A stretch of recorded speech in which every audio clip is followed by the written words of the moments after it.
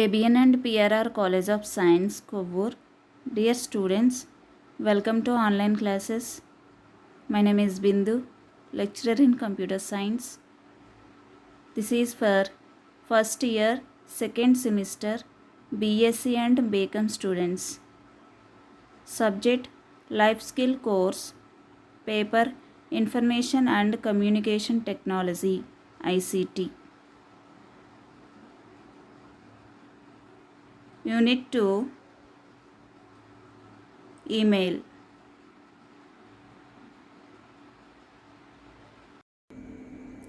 ఈరోజు topic email addresses.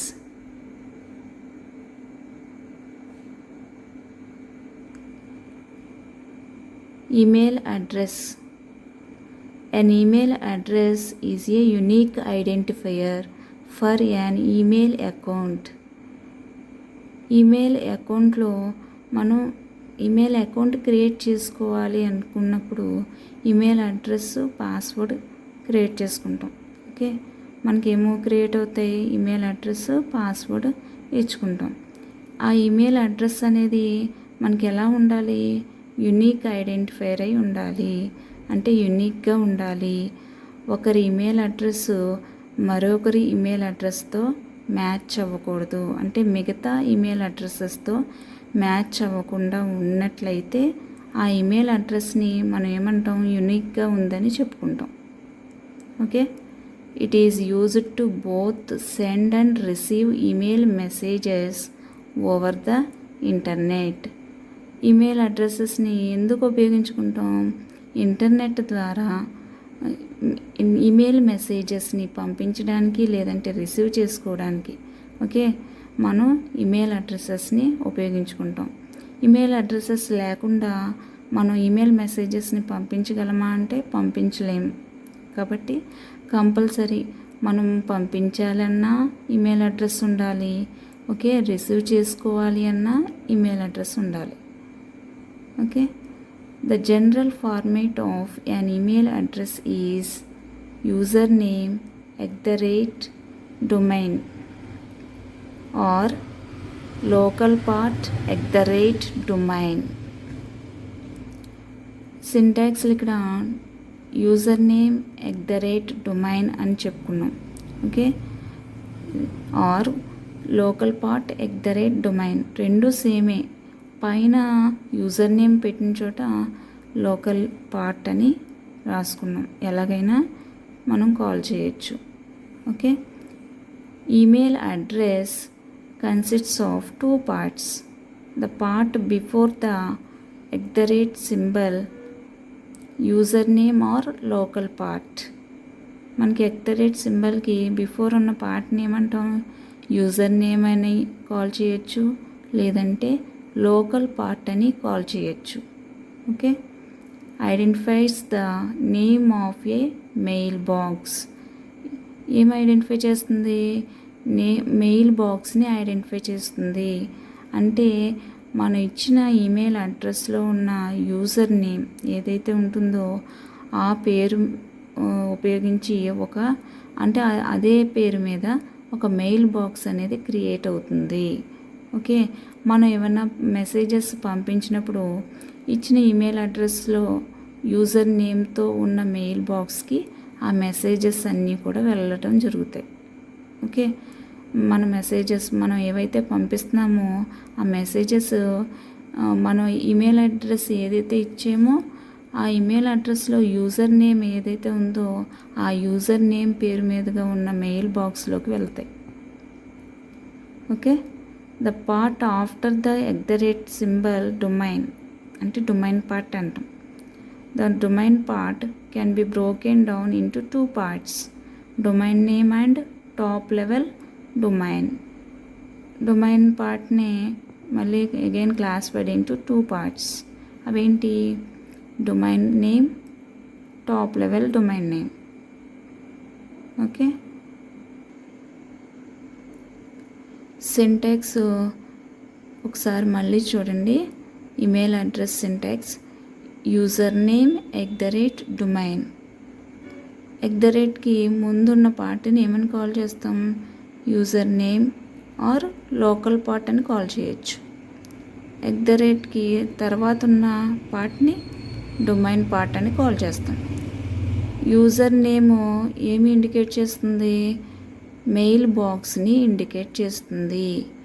Okay, ఆ email address యొక్క మెయిల్ బాక్స్ని ఇండికేట్ చేస్తుంది. ఓకే, యూజర్ నేమ్ తోటే ఆ మెయిల్ బాక్స్ అనేది క్రియేట్ అవుతుంది. నెక్స్ట్ డొమైన్ పార్ట్లో మళ్ళీ మనకి domain name and top level domain name ఉంటుంది. ఓకే, ఆ రెండు ఉంటాయి. డొమైన్ నేమ్ ఉంటుంది, టాప్ లెవెల్ డొమైన్ నేమ్ కూడా ఉంటుంది.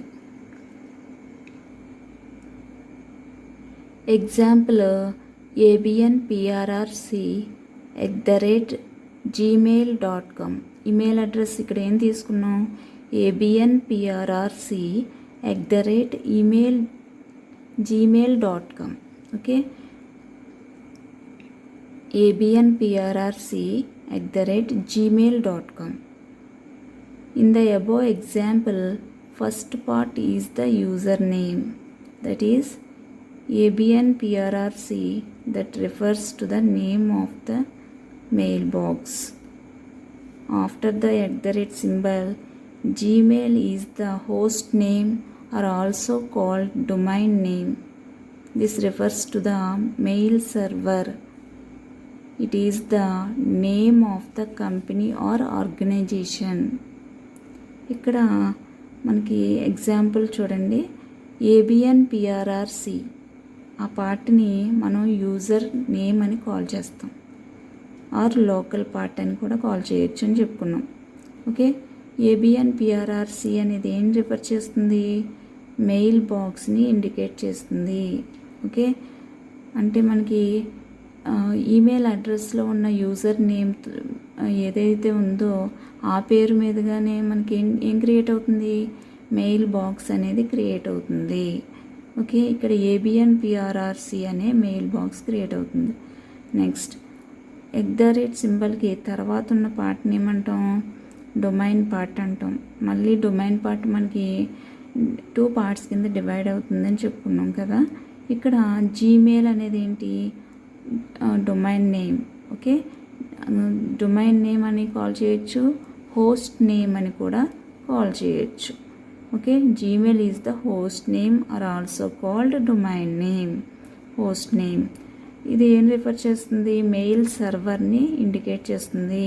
ఓకే, జీమెయిల్ అనేది మెయిల్ సర్వర్ కింద చెప్పుకుంటాం ఇక్కడ. Okay, it is the name of the company or organisation. ఇది కంపెనీ పేరు లేదా సంస్థ యొక్క పేరు కింద చెప్పుకోవచ్చు. ఏదైనా ఒక ఆర్గనైజేషన్ యొక్క పేరు కింద చెప్పుకోవచ్చు. అంటే next the end of the domain name consists of A dot.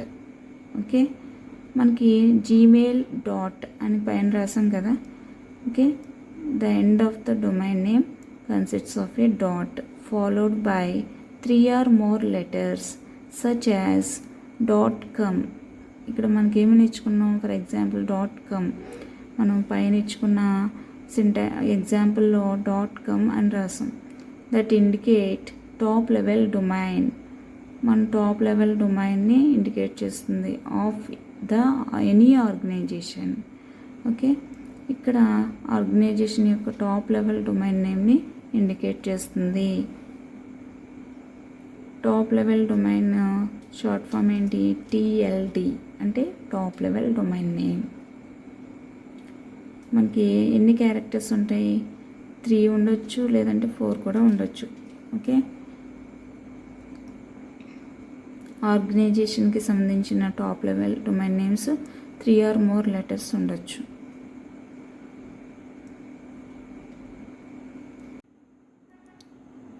The top level domain refers to the purpose of the organization. ఇక్కడ టాప్ లెవెల్ డొమైన్ అనేది దేన్ని రిఫర్ చేస్తుంది? ఆర్గనైజేషన్ యొక్క పర్పస్ని తెలియజేస్తుంది. ఫర్ ఎగ్జాంపుల్ ఇక్కడ మనకి ఏంటి? gmail.com అని ఇచ్చాం డొమైన్ నేమ్ కింద. gmail.com. జీమెయిల్ అనేది ఒక ఆర్గనైజేషన్, ఒక కంపెనీ నేమ్, ఏదైనా కంపెనీ నేమ్ ఆర్ ఆర్గనైజేషన్ కావచ్చు. ఓకే, దాని యొక్క జీమెయిల్ యొక్క పర్పస్ మనకేంటి, కమర్షియల్ బిజినెస్ .com అంటే ఏంటి, ఫుల్ ఫామ్ మీనింగ్ ఏంటి, commercial business. Okay, the user name and the domain name are separated by symbol. Okay, user నేమ్ని డొమైన్ నేమ్ని సింబల్ తోటి సెపరేట్ చేయడం జరుగుతుంది. Okay, next point, email addresses are not case sensitive. Email addresses అనేవి case sensitive కాదు. Okay, అంటే case sensitive అంటే ఏంటి, upper case characters lower case characters డిఫరెంట్గా ఉండటం కేస్ సెన్సిటివ్. ఇక్కడ కాదని చెప్పుకుంటున్నాం, కేస్ సెన్సిటివ్ కాదని చెప్పుకుంటున్నాం. ఓకే, ఇక్కడ ఈమెయిల్ అడ్రసెస్కి సంబంధించిన మనం ఏదైనా టైప్ చేస్తే కనుక అవి అప్పర్ కేస్ అయినా లోవర్ కేస్ క్యారెక్టర్స్ అయినా సేమ్గా ట్రీట్ చేస్తుంది.